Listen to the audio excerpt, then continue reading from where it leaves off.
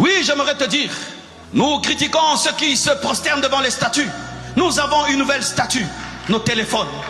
Nos téléphones, avant que tu ne dormes, tu dis bonsoir à ton téléphone. Le matin, tu lui dis toujours bonjour. Quand tu manges, tu lui dis toujours bon appétit. Certains, ils sont plus au téléphone qu'avec des humains. Certains sont plus au téléphone que devant leur Bible et dans la prière. Et le téléphone, mes frères et sœurs, a pris nos temps de prière. Le téléphone a pris nos temps de jeûne. Le téléphone a pris nos moments d'intimité, même en famille. Le téléphone a pris nos moments. Nous sommes au courant de tout ce qui se passe dans le monde, mais nous n'avons qu'une nouvelle révélation de Dieu dans nos vies. Nos Bibles sont fermées et nos téléphones sont toujours connectés. Et même en plein culte, tu es incapable d'éteindre ton téléphone.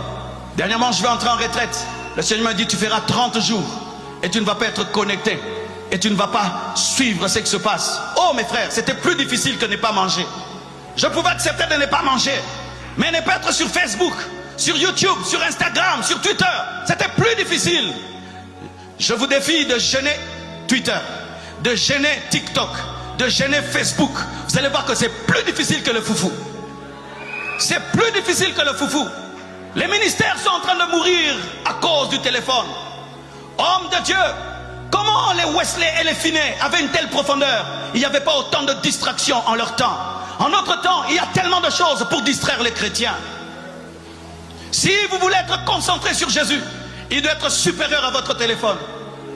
Et ainsi, avant d'ouvrir ton téléphone, ouvre ta Bible le matin. Alléluia! Ouvre ta Bible le matin. Ne lis pas tes messages et tes emails si tu n'as pas encore commencé à lire la parole de Dieu. Le Seigneur est attristé. Que ce soit tout d'abord nos messages WhatsApp que nous lisons avant de lire la Bible.